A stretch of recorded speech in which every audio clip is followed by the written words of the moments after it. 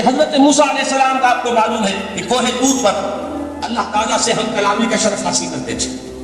گفتگو ہو رہی ہے لیکن اللہ نظر نہیں آ رہا. اب اس کو اپنے اوپر طاری کیجیے کہ صاف سامنے آتے بھی نہیں، صاف چھپتے بھی نہیں. یہ جو صورتحال تھی کہ اگر کسی کی آپ آواز سن رہے ہیں، کلام سن رہے ہیں، سامنے نہیں آ رہا، تو آپ کے دل میں خواہش پیدا ہوگی کہ ذرا سے یہ پردہ بھی اٹھا دیا جائے، مجھے دیدار بھی حاصل ہو جائے. لہذا سورہ اعراف میں ہے کہ کئی بار یہ شرف ہم کلامی حاصل ہوا اللہ سے. جو حضرت موسیٰ علیہ السلام نے بڑی ہمت سے کام لیا، بڑی جرأت کی درخواست کر دی، رب ارنی انظر الیک. یہ جو پردہ بیچ میں حائل کیا ہوا ہے، پروردگار تو میرا شوق دیکھ، میرا اشتیاق دیکھ، تو مجھے ذرا دیدار بھی عطا ہو جائے. اس پر کیا بات کہی گئی؟ لن ترانی، موسیٰ تم مجھے ہرگز نہیں دیکھ سکتے. تم اس جسد ظاہری کے ساتھ، اس جسد مادی کے ساتھ، ان عنصری آنکھوں سے میرا دیدار نہیں کر سکتے.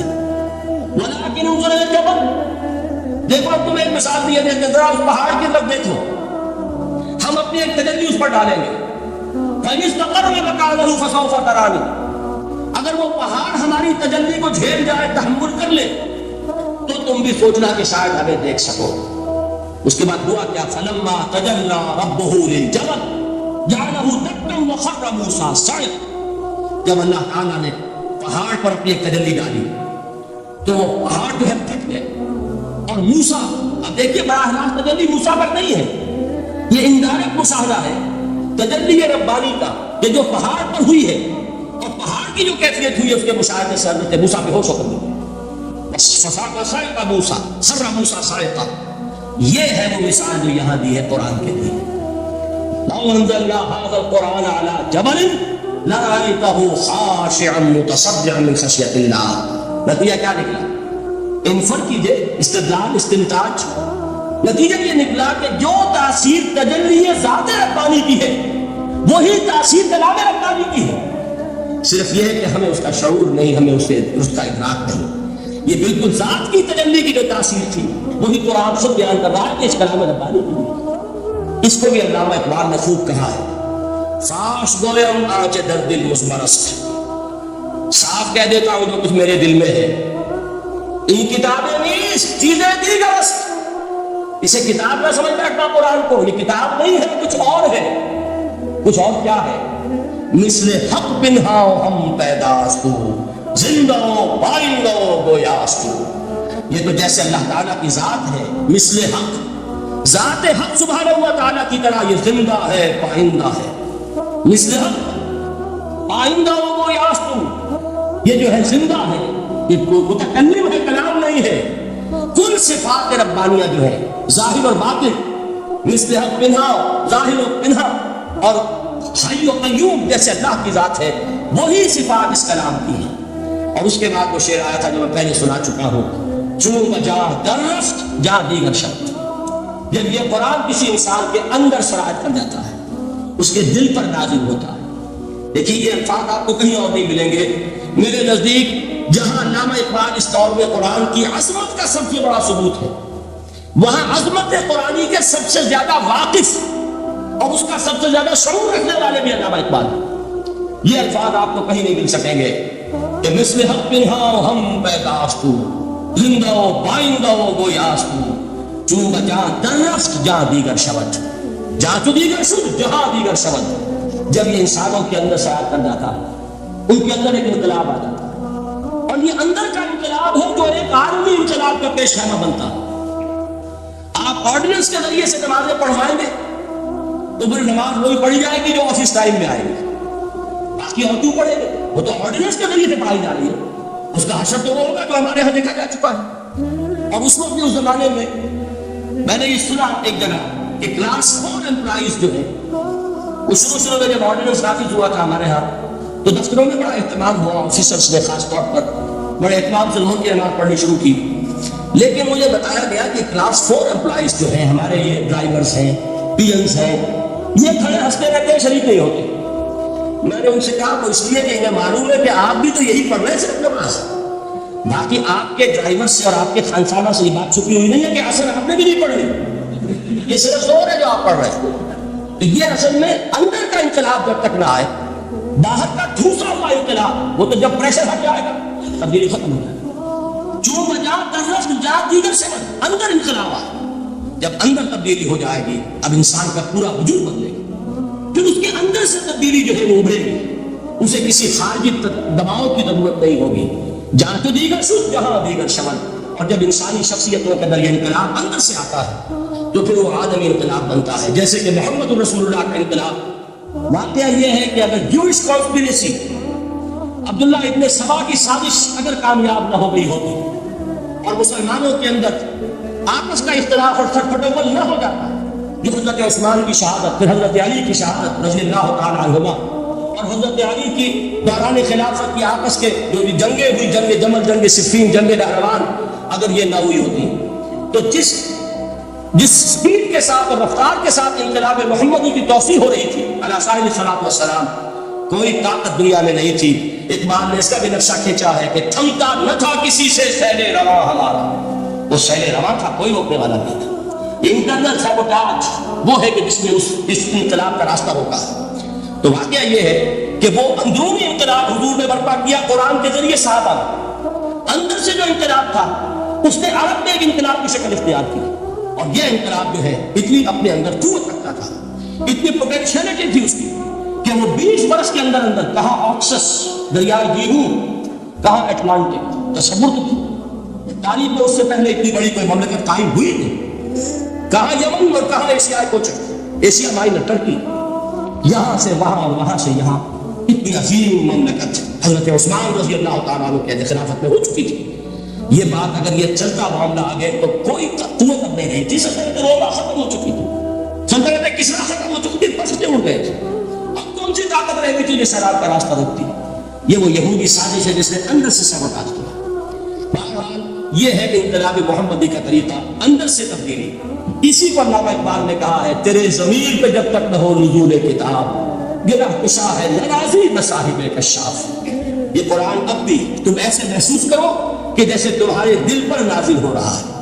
اور مجھے یاد آیا امام ابن قیم رحمۃ اللہ علیہ، ان کا ایک بڑا پیارا جملہ ہے، وہ کہتے ہیں قرآن کے بعض پڑھنے والے ایسے ہیں کہ جب وہ قرآن کو پڑھتے ہیں تو یوں محسوس کرتے ہیں کہ قرآن مصحف میں لکھا ہوا نہیں ہے، ان کے اپنے دل کے اوپر کندھا ہے، دل کے اوپر سے پڑھ رہے ہیں، یعنی کتنی کامل مطابقت کو محسوس کرتے ہیں، اپنی فطرت، ہیومن نیچر اور قرآن کے اندر اتنی مطابقت ہے، اس طرح وہ ٹیلی کرتے ہیں دوسرے کے ساتھ کہ محسوس ہوتا ہے کہ وہ کتاب ان صفحات میں لکھی ہوئی نہیں ہے بلکہ لوح قلم پر لکھی ہوئی ہے کہ جہاں سے وہ انسان اسے پڑھ رہا ہے۔ تو پہلی بات تو قرآن مجید کی صاحب کے حوالے سے اس پہلو سے ہمارے سامنے آئی کہ جو تاثیر ہے ذات ربانی کی تجلی کی، وہی تاثیر ہے اس قرآن مجید کی، بشرطے کہ ہمارے دل جو ہے وہ کچھ اپنے اندر اس استعداد اور صلاحیت کو پیدا کرے۔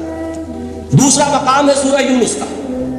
اب کسی کلام کی عظمت کا دوسرا پہلو ہو سکتا ہے اس کی افادیت کے اعتبار سے، اس سے فائدہ کیا ہوگا نوع انسانی کے لیے۔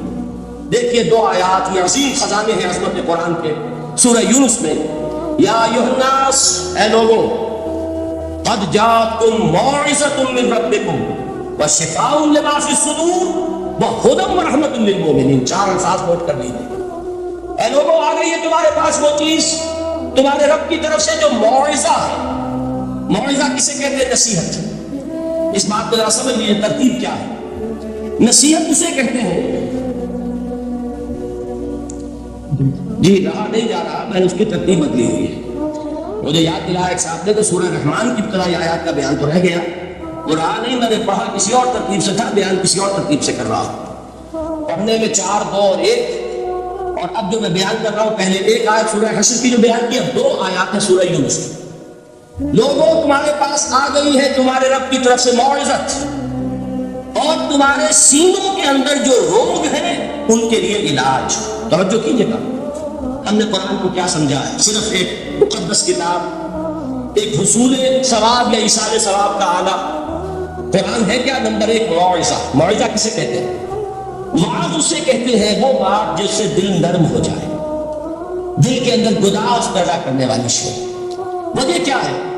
اعلیٰ سے اعلیٰ حکیمانہ بات کسی سے کہی جائے، دل سخت ہے، اثر نہیں ہوتا، ایک ٹرسٹ آ جاتا ہے انسان کے دل کے اوپر، جیسے کہ یہود کے علماء کے بارے میں فرمایا گیا ثم قست قلوبكم فهي كالحجارة أو أشد قسوة وإن من الحجارة لما يتفجر منه الأنهار وإن منها لما يهبط من خشية الله وإن منها لما يشقق فيخرج منه الماء. اے لوگوں پھر تمہارے دل سخت ہوتے چلے گئے، پھر وہ پتھروں کے مانند سخت ہو گئے بلکہ ان سے بھی زیادہ سخت، اس لیے کہ پتھروں میں تو وہ بھی ہوتے ہیں کہ جو اللہ کے خوف سے گر جاتے ہیں، پتھروں میں وہ بھی ہوتے ہیں کہ جو اللہ کی خشیت سے پھٹ جاتے ہیں، ان میں سے پانی بہ نکلتا ہے۔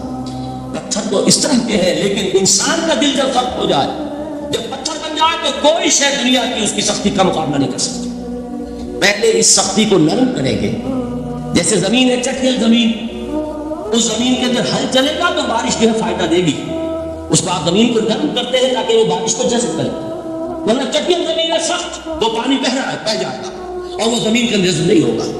تو پہلا لفظ استعمال کیا موعظہ، یہ قرآن واعظ ہے، نصیحت ہے، دلوں کو نرم کرتا ہے، دلوں پر جو گرفت آ گیا ہے سخت اسے توڑتا ہے، اس میں ہل چلاتا ہے۔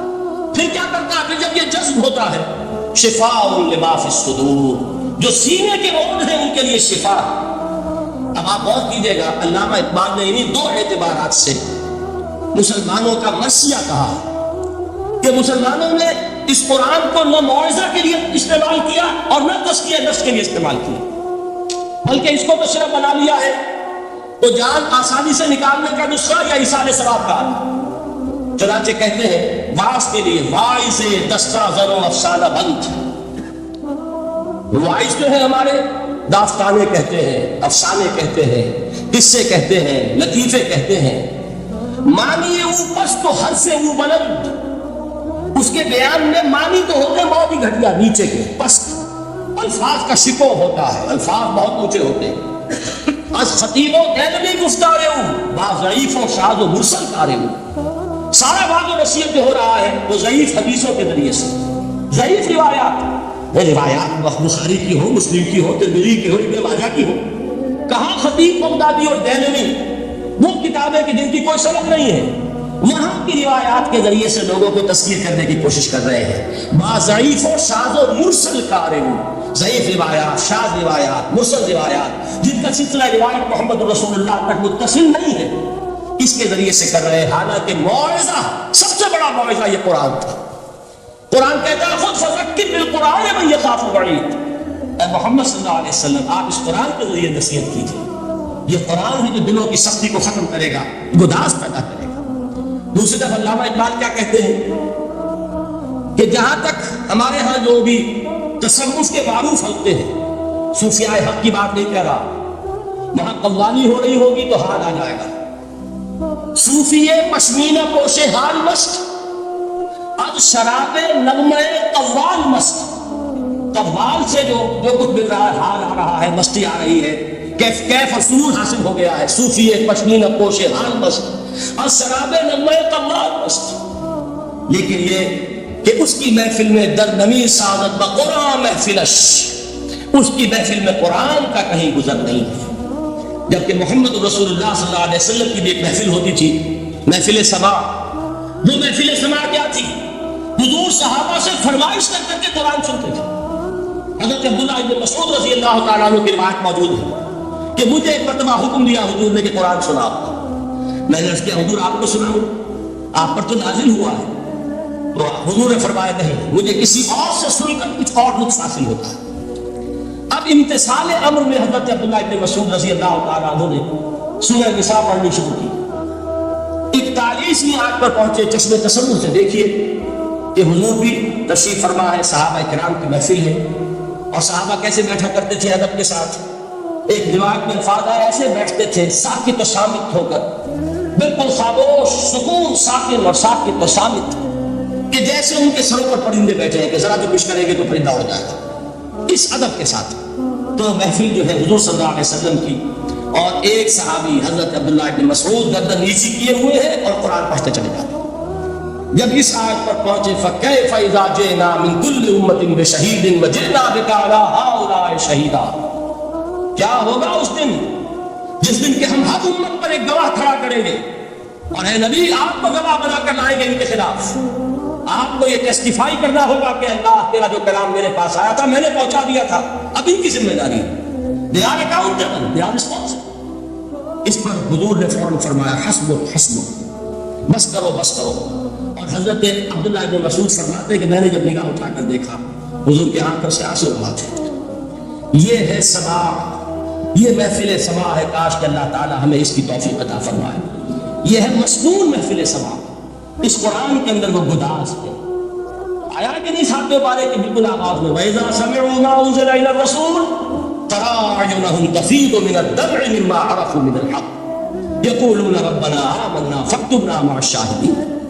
تو یہ ہے دوسری چیز کہ در حقیقت تزکیہ نفس کا ذریعہ یہ قرآن ہے۔ سینوں میں جو روگ ہے، حب دنیا، حب مال، حب شہرت، حب اقتدار، جس کو کہ ایڈلر کہتا ہے دی ارج ٹو ڈومینیٹ، میرا غلبہ ہو، میرا تسلط ہو، میں نمایاں ہو جاؤں، میری حکومت بن جائے، اختیار میرے ہاتھ میں آ جائے، دی ارج ٹو ڈومینیٹ۔ یہ ساری ارجز ہیں ہماری در حقیقت جس سے فساد نما ہے۔ یہ حب مال ہے جس کی وجہ سے ہمارے اندر تنافس ہے۔ الہاکم التکاثر حتی زرتم المقابر، یہ کثرت اور بہتات کی طرف تمہیں غافل کیے رکھتی ہے یہاں تک کہ قبروں تک جا پہنچتے ہیں۔ آنکھ انسان کی کھل نہیں پاتی، جس کے پاس 10 نسلوں کے لیے کھانے کو موجود ہے، اس کی بھی حرص جو ہے اور مزید کا لالچ جو ہے تو ختم نہیں ہوتا۔ یہ چیزیں ہیں اصل روگ، ان دلوں کے روگوں کا اور سینوں کے اندر کے نبراس کا علاج قرآن۔ یا ایھا الناس قد جاءتکم موعظۃ من ربکم وشفاء لما فی الصدور۔ اب جب یہ دو چیزیں ہو جائیں گی، اب تیسرا لفظ ہے ہدن۔ ہدایت بیکار ہے جب تک دل میں گداز نہ ہو، ہدایت بیکار ہے جب تک کہ نیت درست نہ ہو۔ کوئی شخص بڑا عالم ہے لیکن اپنے علم کو اس نے ذریعہ بنایا ہے دنیا کمانے کا، تو در حقیقت یہ قرآن اس کے حق میں ہدایت نہیں ہے، اس کے حق میں عذاب خدا بندی کا ذریعہ بن رہا۔ حضور نے خود فرمایا القرآن حجت لک او علیک، یہ قرآن یا تمہارے حق میں حجت ہے یا تمہارے خلاف حجت بنے گا قرآن کے قیامت کے دن۔ اس لیے کہ ایک شخص اس کو دنیا کمانے کا ذریعہ بنا رہا ہے، ایک شخص اس کو شہرت کے حصول کا ذریعہ بنا رہا ہے، ایک شخص علم کو ذریعہ بنا رہا ہے دنیا میں نمایاں ہونے کا، اپنی تعریف کا۔ حضور نے فرمایا کہ قیامت کے دن سب سے پہلے 3 افراد کا معاملہ پیش ہوگا عدالت خداوندی میں۔ ایک وہ جو بڑا عالم سمجھا جاتا تھا، اس سے بڑا علم پھیلا۔ دوسرا وہ جو بہت صاحب ثروت تھا، اس نے بہت خیرات کے کاموں میں پیسہ لگایا۔ تیسرا وہ جو دنیا میں شہید سمجھا جاتا تھا کہ اللہ کی راہ میں جنگ کرتے ہوئے جان دے گا۔ اللہ ان تینوں سے جو اس کو نعمتیں دی تھی ان کا ذکر کر کے پوچھے گا کہ میں نے تمہیں یہ دیا، تمہیں یہ دیا، تمہیں یہ دیا، تم کیا کرتے تھے؟ وہ شہید کہے گا کہ اللہ میں نے تیری راہ میں جنگ کی اور اپنی جان دے دی تاکہ تو راضی ہو جائے۔ اللہ فرمائے گا کذبتا، تو نے جھوٹ بولا، انک قد قاتلت لیقال جریء، تو نے تو یہ جنگ اس لیے کی تھی کہ کہا جائے کہ بڑا جری ہے، بڑا بہادر ہے۔ یہ لوگوں سے بہادری کے تمغے لینا تمہارا مقصود تھا۔ وقد قیل، وہ کہا جا چکا ہے، اب یہاں تمہارے لیے کچھ نہیں۔ اور فرشتوں کو حکم ہوگا اور وہ اودے وہ اس کو گھسیٹتے ہوئے جہنم میں جھونک۔ دنیا میں شہید سمجھا جا رہا ہے، آخرت میں جہنم میں۔ یہی حال اس عالم کا ہوگا، یہی حال اس عورت مند کا ہوگا۔ تم نے یہ علم پھیلایا تھا کہ تمہارے علم کا چرچا ہو جائے، تمہاری شہرت ہو جائے، لوگ تمہاری دست بوسی کرنے لگے، لوگ تم سے جھک کر ملے۔ وہ دنیا میں ہو گیا، تمہارا مطلوب مل چکا، تمہارا مقصود حاصل ہو چکا، بھی کچھ نہیں۔ تو جان لیجئے کہ جب تک دلوں کے روگ درست نہ ہو، علم بیکار ہے، ہدایت قطعاً غیر مفید ہے۔ پہلے دلوں کا کرس اترے، اس کی سختی دور ہو، یہ ہے موعظہ۔ دلوں کے اندر سے حب جاہ، حب دنیا، حب مال نکلے، یہ ہے تزکیہ۔ شفاء لما فی الصدور، اب ہدایت خدا بندی، اب راستہ آپ دیکھیں گے اور اس راستے پر چلیں گے۔ یہ ہدایت جو ہے دنیا میں، یہی آخرت میں رحمت کی شکل میں ظاہر ہوگی۔ جنہوں نے اس قرآن کی ہدایت سے فائدہ اس دنیا میں اٹھایا، آخرت میں رحمت خداوندی کی بدلیاں ان پر سائے کریں۔ ایک حدیث میں تو باقاعدہ الفاظ آئے ہیں کہ سورہ بقرہ اور سورہ آل عمران یہ 2 بدلیوں کی صورت میں ظاہر ہوں گی میدان حشر میں، اور ان لوگوں پر سایہ کریں گی کہ جن کو ان سے بڑی محبت تھی۔ یہ 4 الفاظ نوٹ کر لیجیے اسی ترتیب کے ساتھ۔ یا ایھا الناس قد جاءتکم موعظۃ من ربکم وشفاء لما فی الصدور وہدی ورحمۃ للمؤمنین قل بفضل اللہ وبرحمتہ، اے نبی کہہ دیجئے یہ اللہ کا بڑا فضل ہے، لوگوں سمجھو، اس کی بڑی رحمت کا ظہور ہوا ہے اس قرآن کی شکل میں، اس کی رحمت کا مظہر عطم قرآن ہے، اس کے فضل کا سب سے بڑا ثبوت قرآن ہے۔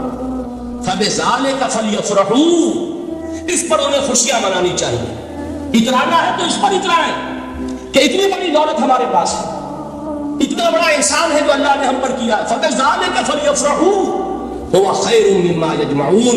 جو چیزیں یہ جمع کرنے کی فکر کر رہے ہیں ان سے کہیں زیادہ قیمتی یہ قرآن ہے. کاش کہ یہ 2 آیات ہی ہمارے قلب کے اوپر یہ گندا ہو جائے.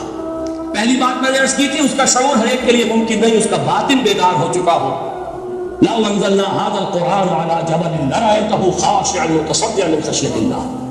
جن کی ارواح بیدار ہو چکی ہوں وہ قرآن کی اس خاصیت کو محسوس کریں. لیکن یہ دوسری چیز ہے کہ جو ہمارے لیے پریگمیٹک پہلو سے, عملی اعتبار سے, افادے کے اعتبار سے یہ 4 الفاظ اور رحمت اور فضل خداوندی کا سب سے بڑا مظہر اور خوشیاں مناؤ کہ اللہ کی یہ نعمت تمہارے پاس موجود ہے. اب وہ تیسرا مقام ہے سورہ رحمان کا, بڑی چھوٹی چھوٹی آیات. آپ نے سنا ہوگا حضور نے سورہ رحمان کے بارے میں فرمایا ہے سورۃ الرحمان عروس القرآن. یہ سورہ رحمان جو ہے یہ قرآن کی دلہن ہے. جیسے دلہن کو آپ خوشنما لباس پہناتے ہیں, آراستہ پیراستہ اس کو گہنے اور اس کو زیور پہناتے ہیں, تو جس طریقے سے سجاتے ہیں آپ دلہن کو, اللہ تعالیٰ نے ایک سورت قرآن مجید میں ایسی رکھی ہے سورہ رحمان کہ اسے خوب سجایا. اس میں الفاظ کا در و بسط ہے, اس کا اپنا ایک ڈیوائن میوزک ہے. وہ تو اللہ تعالیٰ قرآن جو ہے خاص طور پر مصر کے قرآن, اللہ تعالیٰ ان پر رحمت نازل فرمائے, ان کی خطاؤں سے درگزر کرے. جس طرح قرآن کے انٹرنسک میوزک کو انہوں نے واضح کیا ہے. واقعہ یہ ہے کہ اگر یہ لوگ نہ ہوتے, شیخ عبد الباسط محمد عبد الصمد, شیخ محمود خلیل حسنی, یہ لوگ جنہوں نے قرآن کے اس غنا میوزک, یہ لفظ جو ہے آپ حیران نہ ہو کہ میں یہ کچھ توہین کر رہا ہوں قرآن کی, حضور نے یہ لفظ استعمال کیا تغنو, اس قرآن کو اچھی سے اچھی خوشحالی کے ساتھ پڑھو. من لم یتغن بالقرآن فلیس منا. جو قرآن کو بہتر سے بہتر انداز میں, اچھی سے اچھی آواز میں, خوشحالی کے ساتھ پڑھنے کی کوشش نہیں کرتا وہ ہم میں سے نہیں. بلکہ ایک مرتبہ حضور رات کے وقت آپ گشت پر تھے اپنے ساتھیوں کے حالات معلوم کرنے کے لیے. حضرت ابو موسیٰ اشعری رضی اللہ تعالیٰ عنہ ایک صحابی ہے, ان کے گھر کے پاس سے گزر ہوا, وہ رات کو تہجد پڑھ رہے تھے, کھڑے ہوئے کیف کے عالم میں قرآن تلاوت کر رہے ہیں. حضور کو بہت پسند آئی ان کی قرات, کافی دیر تک وہاں کھڑے سنتے رہے. اب انہیں کیا پتا کون سن رہا ہے, بالکل اسی طرح سمجھ لیجیے ایک بات یاد آئی ہے. حضور فرماتے ہیں کہ جس طرح کان لگا کر اللہ قرآن کو سنتا ہے کسی چیز کو نہیں سنتا. ہمیں نظر نہیں آتا, ہمیں معلوم نہیں, ہم قرآن پڑھ رہے ہیں تو سننے والا کون ہے؟ سب سے زیادہ کان لگا کر خود اللہ. یہاں اس لیے مجھے یاد آیا کہ ابو موسیٰ اشعری کو کیا پتا تھا کہ کون سن رہا ہے. اپنی کیفیت میں نماز میں تہجد میں قرآن کی تلاوت کر رہے تھے, اور ظاہر بات ہے ان کے گھر ایکڑوں میں بنے ہوئے نہیں تھے, ایک ایک کمرہ, ایک ایک کوئی حجرہ, ایسے ہی تو گھر تھے بسا کر کے. لہٰذا حضور پاس سے گزرے, آواز آئی, کافی دیر سنتے رہے. اس کے بعد آپ تشریف لے گئے, صبح فجر میں ملاقات ہوئی تو حضور نے تحسین کے انداز میں فرمایا یا ابا موسیٰ انک قد اوتیت مزمارا من مزامیر آل داؤد. اے ابو موسیٰ تمہیں تو آل داؤد کے سازوں میں سے ایک ساز اللہ نے عطا فرما دیا ہے. جس طرح حضرت داؤد لہن داؤدی مشہور ہے کہ جب وہ پچھلے پہر رات کو حمد کے ترانے الاپتے تھے, قرآن میں ہے کہ پرندے شامل ہو جاتے تھے ساتھ, اور پہاڑ وجد میں آتے تھے, پہاڑ بھی ان کے ساتھ شریک ہوتے تھے. تو جس طرح کا اللہ نے ان کو لہن عطا فرمایا تھا, حضور نے تحسین کے انداز میں فرمایا ہے ابو موسیٰ اشعری اللہ نے تمہیں بھی آل داؤد کے سازوں میں سے ایک ساز عطا فرمایا. بہرحال قرآن مجید کا جو یہ میوزک ہے, قرآن کے الفاظ کا جو حسن ہے, جہاں تک حسن معنوی ہے وہ تو ہر لفظ میں ہے, لیکن یہ حسن ظاہری, حسن صوتی, حسن لفظی, یہ اپنے کلائمیکس پر آپ کو نظر آئے گا سورہ رحمان. لیکن قرآن میں یہ سورت اس اعتبار سے بھی ممتاز ہے, اس کی 4 آیات پر ذرا توجہ کریں گے, عجیب حقائق سامنے آئے. جہاں یہ قرآن مجید کے حسن صوت اور حسن لفظی کا کی معراج ہے, وہی اس کی پہلی 4 آیات میں 4 چوٹی کی چیزوں کا ذکر ہے, سب سے اونچی چیزیں. پہلی آیت کیا ہے؟ الرحمن. ایک آیت ہو گئی. رحمان کیا ہے؟ اللہ کا نام ہے. کبھی آپ نے غور کیا اللہ کے ناموں میں سب سے پیارا نام کون سا ہوگا؟ رحمان. کیوں؟ اس کا مادہ کیا ہے؟ رحمت. ہمیں سب سے بڑھ کر جس چیز کی ضرورت ہے وہ کیا ہے؟ رحمت و صداقت. نام اچھی طرح سن لیجیے اس حضور کی قول کو. حضور فرماتے کوئی شخص جنت میں مجرد اپنے عمل کی بنیاد پر داخل نہیں ہو سکے گا جب تک کہ رحمت خداوندی دستگیری نہ کرے. کسی صحابی نے بڑی ہمت اور جرأت کا ثبوت دیا کہ پوچھ لیا کیا حضور آپ بھی؟ جب آپ نے فرمایا کوئی شخص داخل نہیں ہو سکتا جنت میں محض اپنے عمل کی بنیاد پر جب تک کہ رحمت خداوندی جو ہے وہ دستگیری نہ فرمائے. پوچھا گیا کیا آپ بھی؟ آپ نے فرمایا ہاں میں بھی. آپ اندازہ کیجئے کہ اگر محمد رسول اللہ بھی رحمت خداوندی کے ضرورت مند ہو تو تابع دیگرہ کے رسد ہماری تو سب سے بڑی ضرورت رحمت خداوندی. اب یہ رحمت جو ہے قرآن مجید میں اللہ تعالیٰ کی یہ شان دو الفاظ کے ذریعے سے آتی ہے، رحیم اور رحمان. اور کوئی مادہ نہیں جس سے دو نام بنتے ہو اللہ، لیکن یہ مادہ ہے واحد رحمت کا کہ جس سے رحمان بھی ہے رحیم بھی ہے. رحیم صفت مشبہ ہے، رحمت قائم ہو جائے گی مستقل ہوگی تو رحیم کہیں گے. اور رحمان اس میں رحمت کی ہے وہ شان ہے کہ جیسے ٹھاٹھے مارتا ہوا سمندر ہو، ہیجان کی کیفیت، طوفانی کیفیت، رحمت خداوندی کا طوفانی جوش، وہ ہے رحمان. آپ تو رہتے اس علاقے میں ہے، آپ کو معلوم ہے عرب اگر بھوکا مرا جا رہا ہو تو کیا کہے گا؟ انا جوعان. پیاسا مرا جا رہا ہو انا عطشان. بہت غضبناک ہوگا غضبان، غضبان آصفہ قرآن میں ہے، بہت غضبناک. رحمان جس کی رحمت جو ہے جوش میں ہے، ٹھاٹھے مارتے ہوئے سمندر کے مالک. تو یہ اللہ تعالیٰ کے ناموں میں سب سے پیارا نام. اب آگے چلیے، الرحمن علم القرآن، رحمان نے قرآن سکھایا.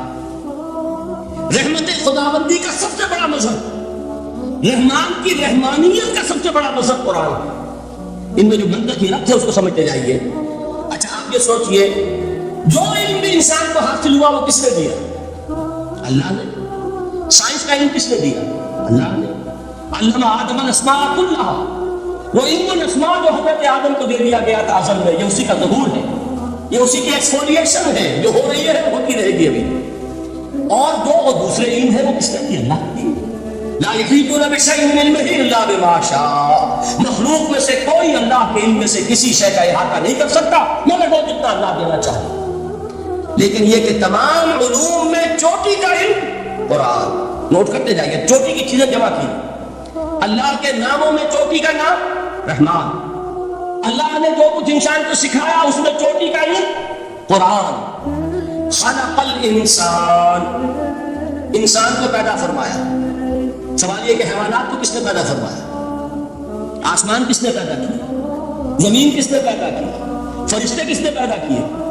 کیا مطلب خلق الانسان؟ اس کی تمام مخلوقات میں اس کا کلائمیکس، اس کی تخلیق کی معراج، اس کے تخلیق کا نقطہ عروج انسان ہے. یہ ہے کہ جو مسجود ملائک بنا ہے. وَلَقَدْ كَرَّمْنَا بَنِي آدَمَ وَحَمَلْنَاهُمْ فِي الْبَرِّ وَالْبَحْرِ وَرَزَقْنَاهُم مِّنَ الطَّيِّبَاتِ وَفَضَّلْنَاهُمْ عَلَىٰ كَثِيرٍ مِّمَّنْ خَلَقْنَا تَفْضِيلًا. تو تخلیق میں سب سے اونچی تخلیق انسان کی، علموں میں سب سے اونچا علم قرآن کا، اللہ کے ناموں میں سب سے اونچا نام رحمان. اب آئیے چوتھی چیز، علمہ البیان، انسان کو بیان کی صلاحیت عطا فرمائی. کیا اور کوئی صلاحیت عطا نہیں کی؟ بینائی کس نے دی؟ اللہ نے. اسی طریقے سے سماعت کس نے عطا فرمائی؟ اللہ. کتنی فیکلٹیز ہیں، کتنے ایکسٹرنل آرگنز ہیں سینس کے، کتنے انٹرنل سینسز ہیں جو اللہ نے دیے. لیکن یہاں بھی سمجھ لیجیے جتنی فیکلٹیز ہیں ہیومن فیکلٹیز، ان میں ٹاپ کی فیکلٹی جو ہے وہ اسپیچ ہے، کلام ہے، بیان ہے. جن لوگوں نے میڈیکل سائنس کا مطالعہ کیا ہے وہ جانتے ہیں کہ یہ برین ہے، ہیومن برین. اس برین میں جو وہ اوپر ایک زرد سا مادہ ہوتا ہے گرے میٹر، اس کی ایک کوٹنگ ہوتی ہے. یہ ہائیسٹ ایوالوڈ فارم ہے اور اس میں سب سے بڑا رقبہ جو ہے وہ اسپیچ سینٹر کہلاتا ہے. اسی لیے انسان کو حیوان ناطق کہتے ہیں. حیوان کے اور انسان کے مابین امتیاز قائم کیا گیا، نطق، گویائی، بولنا. اب یہ کیا چیز ہوئی؟ انسان کی صلاحیتوں میں سے سب سے اونچی صلاحیت. 4 آیتیں ہو گئی. اللہ کے ناموں میں سب سے چوٹی کا نام رحمان. اس نے جو علوم پیدا کیے ان میں چوٹی کا علم قرآن.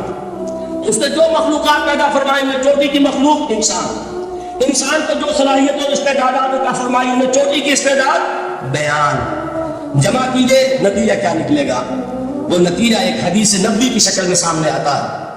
پہلی حدیث میں نے یہی پڑھی تھی، اس کے راوی کون ہے؟ عثمان ابن عفان. میں حیران ہوتا ہوں وہ قافیہ یہاں بھی موجود ہے.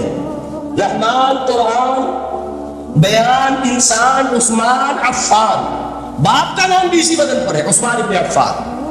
عن عثمان ابن عفان رضی اللہ تعالی عنہ قال قال رسول اللہ صلی اللہ علیہ وسلم، حضرت عثمان شہید مظلوم ذو النورین رضی اللہ تعالی عنہ فرماتے ہیں کہ اللہ کے رسول صلی اللہ علیہ وسلم نے فرمایا خیرکم من تعلم القرآن وعلمہ، تم میں سے بہترین لوگ وہ ہیں جو قرآن سیکھیں اور سکھائیں۔ قوت بیان جو تمہاری ٹاپ فیکلٹی ہے، اس کا استعمال کسی گھٹیا کام کے لیے نہیں ہونا چاہیے۔ دیکھیے اردو میں محاورہ ہے کہ توپ سے مچھی نہیں ماری جاتی، توپ بنائی گئی ہے کسی بڑی شے کے لیے، مچھی مارنے کے لیے توپ استعمال نہیں ہوتی۔ یہ قوت بیان جو ہے، جو ٹاپ موسٹ فیکلٹی ہے ہیومن جو فیکلٹیز ہے ان میں سے، اس کا استعمال بھی ٹاپ موسٹ ہونا چاہیے۔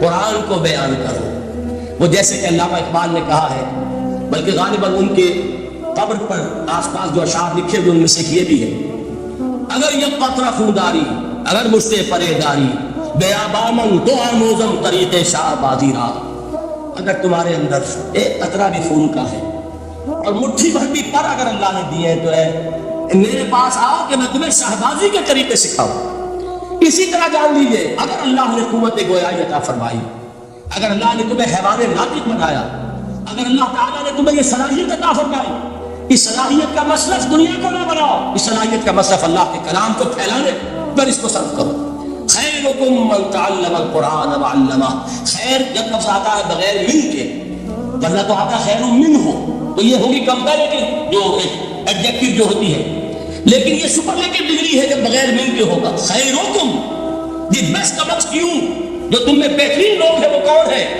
من تعلم القرآن وعلمہ، جو قرآن سیکھیں اور سکھائیں، قرآن پڑھیں اور اسے بیان کریں۔ آج جان دیجیے سب سے بڑی ضرورت اس بات کی ہے کہ آج کا قرآن پڑھو۔ آپ حیران ہوں گے کہ یہ کیا کہا اس میں؟ دیکھیے قرآن اترا ہے 1400 برس پہلے، لیکن تا قیامت دور انسانی کو جتنے مسائل درپیش ہوں گے ان سب کا حل اس میں ہے، البتہ کھودنا پڑے گا، گہرائی میں اترنا ہوگا۔ ایک قرآن کی سطح ہے، اس سطح نہیں، اس کی گہرائیوں کے نہ غوطہ زنی کرو، قرآن میں ہو غوطہ زنی نعمت دے مسلمان۔ اور آج کا قرآن یعنی آج کی ہدایت جو اللہ نے اس میں رکھی ہوئی ہے، ڈگ اٹ آؤٹ، اس کو نکالو اس کے اندر سے۔ ابھی میں حدیث تو آپ کو سناؤں گا، اس میں یہ تصور آئے گا سامنے اور واضح ہو کر۔ آج کے انسان کی رہنمائی اس قرآن سے اخذ کر کے انسان تک پہنچاؤ، یہ ہے فریضہ محمد رسول اللہ کی امت کا صلی اللہ علیہ وسلم۔ آپ نے وہ حدیث سنی تھی کہ بلغوا عنی ولو آیۃ، حضور نے خطبہ حجۃ الوداع میں پہلے تو گواہی دی مسلمانوں سے، 1.25 لاکھ کا مجمع جمع تھا، حجۃ الوداع آخری حج۔ آپ نے اپنے خطبے میں جس کے چند جملے میں سنا چکا ہوں آپ کو ایڈجیولز کے حوالے سے، اپنی تعلیمات کے اہم نکات کو بار بار دہرا کر بیان کیا، ہیمر کیا، اچھی طرح ذہنوں میں اتارا۔ اس کے بعد ایک سوال کیا، الا هل بلغت، لوگوں میں نے پہنچا دیا کہ نہیں؟ اور پورے مجمع نے کہا انا نشهد انك قد بلغت، بلکہ ایک روایت میں الفاظ بڑے پیارے آئے، انا نشهد انك قد بلغت الرسالة واديت الامانة ونصحت الامة وكشفت الغمة۔ ہاں حضور ہم گواہ ہیں، آپ نے امانت ادا کرنے کا حق ادا کر دیا، رسالت کے فرائض کا حق ادا کر دیا، امت کی خیر خواہی کا حق ادا کر دیا، اور آپ نے گمراہی کے پردوں کو چاک، اندھیروں کو چاک کر 3 مرتبہ حضور نے سوال کیا، 3 مرتبہ جواب دیا۔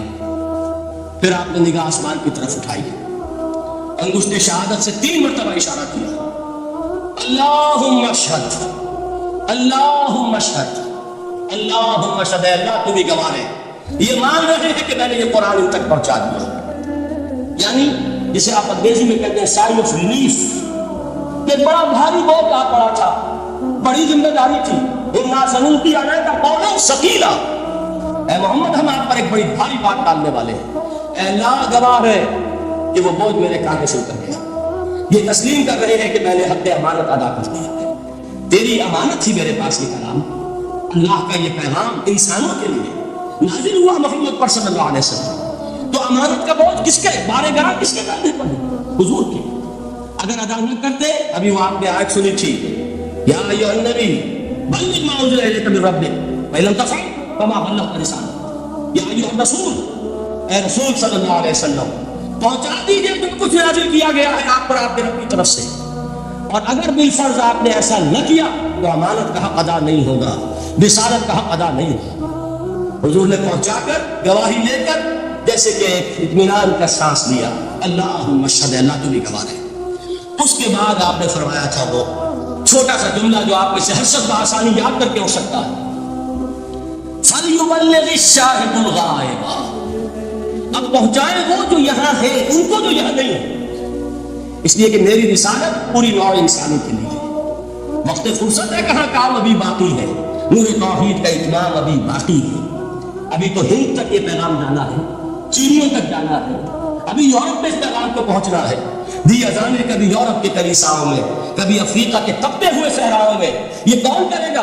اے امت محمد، یہ ذمہ داری تمہاری صلی اللہ علیہ وسلم۔ اسی کو آپ نے مزید تاکید فرمایا، بلغوا انی ولو آیۃ، میرا کوئی امتی بھی اس سے بالکل فارغ نہ رہ جائے، بالکل محروم نہ رہے، ایک آیت بھی پہنچا سکتا ہو تو پہنچائے۔ یہ ہے وہ ذمہ داری کہ جو اس حدیث کی روح سے خیرکم من تعلم القرآن وعلمہ، ایک ہوتا ہے ذمہ داری کو ایک بوجھ کی حیثیت سے، ایک فرض کی حیثیت سے بیان کرنا، یہاں تشویق اور ترغیب کا انداز۔ کون نہیں چاہتا کہ میں بہتر سے بہتر کیریئر اختیار کروں؟ کون نہیں چاہتا کہ میری زندگی اعلیٰ سے اعلیٰ ہو؟ کون نہیں چاہتا کہ میرا وقت جو ہے اس کی بڑی سے بڑی قیمت مجھے ملے؟ کاش کہ ہمیں معلوم ہوتا کہ قرآن کا سیکھنا اور سکھانا کتنا اعلیٰ کیریئر ہے۔ کاش کہ ہمیں معلوم ہوتا کہ قرآن کی تبلیغ اور دعوت، اس میں جو لمحہ گزر رہا ہے وہ کتنا قیمتی ہو گیا، اس کا کتنا بڑا جو ثواب اللہ کے ہاں ملنا ہے۔ تو خیرکم من تعلم القرآن وعلمہ، تم میں سے بہترین لوگ وہ ہیں جو قرآن سیکھے اور سکھائے۔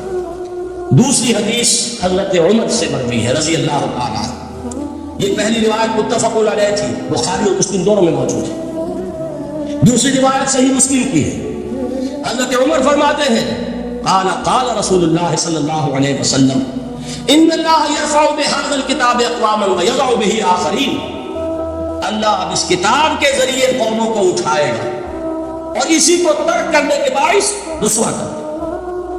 یہ ہے ابد الآباد تک کے لیے، خاص طور پر مسلمانوں کے لیے اللہ تعالیٰ کا یہ قانون۔ اس کتاب کو لے کر اٹھیں گے سربلند ہوں گے، اس کتاب کو پیٹھ دکھائیں گے ذلیل کر دیں گے۔ یہ گویا کہ امت مستمع کی قسمت جو ہے وہ تلے گی اس کتاب کی میزان میں، اسی میں طے ہوگا کہ ان کے لیے عروج ہو یا زوال ہو۔ اسی کو وہ جواب شکوہ میں علامہ اقبال نے سادہ ترین الفاظ میں کہا تھا، وہ زمانے میں معزز تھے مسلمان ہو کر اور تم خار ہوئے تاریک قرآن ہو کر۔ فارسی میں اسی کو مفہوم کو جو ادا کیا ہے جس خوبصورتی سے، اس کا کوئی جواب نہیں ہے کہ اے مسلمان، خار از مہجوری قرآن شدی، تم جو ذلیل و خار ہو گئے ہو دنیا میں۔ ایک سوال شاعر نے کبھی کیا تھا، بڑا پیارا سوال تھا، ہے آج کیوں ذلیل کے کل تک نہ تھی پسند گستاخی فرشتہ ہماری جناب۔ بڑا پیارا سوال ہے، جواب علامہ اقبال دے رہے ہیں، خار از مہجوری قرآن شدی، قرآن سے لا تعلق ہونے کی بنیاد پر تم ذلیل و رسوا ہوئے۔ شکوہ سنجے گردش دورہ شدی، گردش دورہ اور گردش فلک اور فلک ناہنجار اور فلک کج رفتار، اس کو خامخواہ گالیاں دے رہے ہو، اس کا خامخواہ شکوہ کر رہے ہو، شکایت کر رہے ہو، یہ تو ہے باد سمائی ہم آب ہے دست، یہ تمہارے اپنے کرتوتوں کا اس کی سزا ہے جو تمہیں مل رہی ہے۔ تم نے قرآن کو پیٹھ دکھائی، تم ذلیل و رسوا۔ خارس محجوری قرآن شدی، شکوہ سنجے گردش دورہ شدی، اے جو شبنم بر زمیں افکندئی، در بغل داری کتاب زندگی، اے وہ قوم جو شبنم کی طرح زمین پر پڑی ہے، اغیار اسے پاؤں تلے موج رہے ہیں، جیسے آپ صبح کو سیر کرنے نکلتے ہیں، سبزے پر پڑی ہوئی شبنم، اسے آپ رونتے ہیں اپنے قدموں تلے۔ اے امت محمد، آج تو دنیا کی قوموں کے سامنے اسی طرح پابند ہے، سرنگوں ہے، لیکن ہوش میں آ کہ تیری بغل میں وہ کتاب زندہ موجود ہے، وہ کتاب زندہ جس میں کہ دنیا میں یہی جزیرہ نمائے عرب وحشی لوگوں کا مسکن، نہ یہاں علم، نہ یہاں تمدن، نہ یہاں تہذیب، نہ یہاں تنظیم، کوئی ڈسپلن نہیں، کوئی حکومت نہیں، کوئی تہذیب نہیں، کچھ نہیں، تاریکیاں ہی تاریکیاں۔ یہی کتاب تھی جس نے اسے منور کیا، یہی کتاب تھی جس نے دنیا کا امام بنایا، یہی کتاب تھی جس نے دنیا کا معلم بنایا، یہ کتاب تھی جس نے نئے نئے علوم ایجاد کرنے سکھائے، یہ کتاب تھی جس کی بدولت یہی عرب تھے جنہوں نے یونان کے فلسفے اور سائنس کو جو مر چکے تھے انہیں زندہ کیا، ان میں نئی چیزوں کا اضافہ کیا اور اسپین کی یونیورسٹیوں کے ذریعے سے یورپ تک دوبارہ پہنچا دیا۔ یہ وہ کتاب ہے در بغل داری کتاب زندگی۔ اقبال نے کیسے کیسے شکوے کہے ہیں، اسی قرآن میں ہے اب کر کے جہاں کی تعلیم، جس نے مومن کو بنایا لہو پرمی تعمیر۔ اس قرآن کو لے کر مسلمان نکلا ہے، ایک ہاتھ میں قرآن ایک میں تلوار۔ برا نہ مانیے قرآن تلوار کا نام بھی آپ اپولوجیٹک انداز میں نہ لیا کریں۔ انقلاب کی تکمیل تلوار سے ہوتی ہے، انقلاب کی تمہید کسی کتاب سے ہوتی ہے، اچھی طرح جانیں۔ کبھی انقلاب صرف کتاب سے نہیں آیا، کتاب سے ذہن بدلتے ہیں، کتاب سے فکر بدلتی ہے، کتاب سے سوچ بدلتی ہے، کتاب سے جماعت تیار ہوتی ہے، قوت تیار ہوتی ہے۔ وہ 313 جو میدان بدر میں تھے وہ قرآن کا اعجاز کا ظہور تھے، لیکن ان کے ہاتھوں میں تلوار آئی ہے، ہم اسے ڈینائی نہیں کریں گے کہ در حقیقت انقلاب محمدی کی تکمیل میں یقیناً تلوار کا حصہ، لیکن یہ تلوار ہاتھ میں لینے والے آتے کہاں سے اگر قرآن کے ذریعے سے محمد رسول اللہ نے وہ جماعت تیار نہ کی ہوتی، وہ کام کیا ہے یتلو علیہم آیاتہ ویزکیہم ویعلمہم الکتاب والحکمہ، وہ سارا عمل قرآن کے گرد گھوم رہا ہے جس سے وہ جماعت تیار ہوئی۔ اور پھر اقبال نے اس کو بھی 2 جملوں کے اندر ادا کر دیا، ایک شعر کے 2 مصرے، با نشہ درویشی در ساز و دمادم زن جو پختہ شبی خدرا بر سلطنت جم زن۔ پہلے ہے وہ نشہ درویشی، وہ فقر، وہ صحابہ کرام کے وہ راتوں کو اللہ کے سامنے کھڑے رہنا، وہ تزکیہ نفس، وہ موعظہ قرآنی، وہ تزکیہ جو قرآن کے ذریعے سے ہو رہا تھا 13 برس تک ہوا۔ اب جب ایک جماعت تیار ہو گئی، ایک قوت وجود میں آئی، اب اس قوت کو محمد رسول اللہ نے باطل کے نظام پر دے مارا، ٹکرایا۔ بانشہ درویشی در ساد و دمادم زن چوب پختہ شبی خدرا بر سلطنت جم زن۔ تبھی وہ انقلاب آیا، جہاں الحق و زہق الباطل ان الباطل کان زہوقا، کہ اللہ تعالیٰ اس کتاب کو اب میزان بنا چکے ہیں۔ وَبِالْحَقِّ أَنزَلْنَاهُ وَبِالْحَقِّ نَزَلَ، یہ قرآن حق کے ساتھ نازل ہوا ہے، فیصلہ کن کتاب ہے۔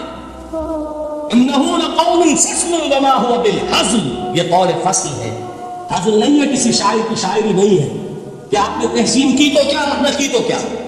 یہ کتاب وہ ہے کہ اگر مانو گے تو محو پروی کا امیر بنو گے، اور اگر اس کو پیٹ دکھائے رکھو گے جیسے دکھائی تم نے تو ذلیل کر دیے جاؤ گے، رسوا کر دیے جاؤ گے، جیسے کہ آج کم سے کم 300 برس سے پوری دنیا میں مسلمان ذلیل و خار از محجوری قرآن شدی، شکوہ سنجے گردش دورہ شدی، اے جو شبرم بر زمین افتن گئی در بغل داری کتاب زندگی، ان اللہ یرفع بہذا الکتاب اقواما ویضع بہ آخرین۔ رواہ مسلم، آخری حدیث جس پر کہ میں اپنی گفتگو ختم کر دوں گا، یہ حضرت علی سے ہے رضی اللہ تعالی عنہ۔ دیکھیے ایک حدیث حضرت عثمان سے، ایک حضرت عمر سے، ایک حضرت علی سے، یہ سب کون ہے؟ یہ سب ہمارے ہیں، یہ محمد رسول اللہ صلی اللہ علیہ وسلم کی تربیت کا شاہکار۔ حضرت ابوبکر رضی اللہ تعالیٰ عنہ سے بھی ایک حدیث مروی ہے لیکن اس کا متن مجھے یاد نہیں تھا۔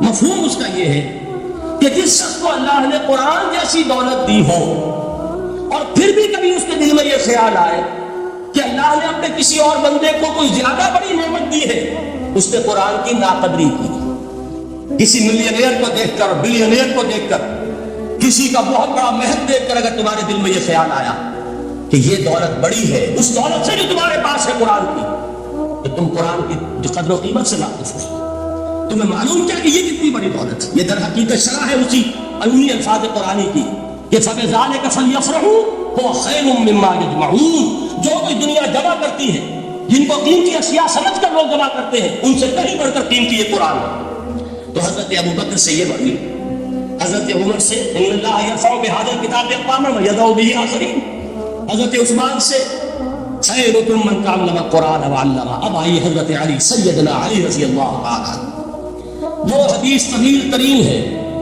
جو مدح قرآن میں محمد رسول اللہ سے مروی ہے صلی اللہ علیہ وسلم۔ پوری حدیث مجھے یاد بھی نہیں ہے اور اس کا وقت بھی نہیں ہے، لیکن بڑی پیاری حدیث ہے اس اعتبار سے۔ آغاز کیسے ہوا؟ حضرت علی فرماتے ہیں قال رسول اللہ صلی اللہ علیہ وسلم انہا ستکون فتنۃ، ان قریب ایک بہت بڑا فتنہ رونما ہوگا۔ حضور نے خبر دی فتنے کی۔ حضرت علی فرماتے اس پر میں نے عرض کیا، قلت، میں نے عرض کیا من مخرج منہا یا رسول اللہ، اے اللہ کے رسول اس سے نکلنے کا راستہ کون سا ہوگا؟ دیکھیے یہ لکھا ہوا ایگزٹ، نکلنے کا راستہ. اور عام طور پر آپ نے دیکھا ہوگا بڑے ہالز میں یہ سرخ روشنی ہوتی ہے، اس میں اس کا اہتمام کیا جاتا ہے کہ اگر خدا نخواستہ کو حادثہ ہو جائے لوگوں کو معلوم ہو نکلنے کا راستہ کون سا، یہ مخرج. حضور نے خبر دی کہ فتنہ ہوگا. تو دیکھیے میں ایک بات عرض کیا کرتا ہوں، توجہ کیجیے. ہمارا حال کیا ہے؟ ہم بڑے ریشنلسٹ قسم کے لوگ ہیں، یہ زمانہ ریشنلزم کا ہے. اگر ہم ہوتے تو کیا پوچھتے؟ وہ فتنہ کیا ہوگا، کیوں ہوگا، کہاں سے آئے گا؟ ہمارے سوال یہ ہوتے کب آئے گا، کیوں، کہاں، کب، کیسے. ان سب کی حیثیت علمی سوالات کی ہے. بھائی کب آئے گا ایک علم ہے، کیسے آئے گا علم ہے، کہاں سے آئے گا علم ہے. لیکن اصل جو عملی اعتبار سے اہمیت والی شے ہے، بچاؤ کا راستہ کون سا ہوگا محمد رسول اللہ، یہ بتائیے. من مخرج منہا یا رسول، حضرت علی نے یہ نہیں پوچھا فتنہ کیا ہوگا، کہاں سے آئے گا حضور، کیوں آ جائے گا، کب آ جائے گا، نہیں. من مخرج منہا یا رسول اللہ، اللہ کے رسول یہ بتائیے کہ جب وہ فتنہ رونما ہوگا تو نکلنے کا راستہ کون سا ہوگا. اس کا جواب ہے، ارشاد فرمایا محمد رسول اللہ نے، کتاب اللہ، اللہ کی کتاب ہے وہ مخرج. یہ کتاب ہے کہ جس کو تھامو گے تو فتنوں سے محفوظ رہو گے.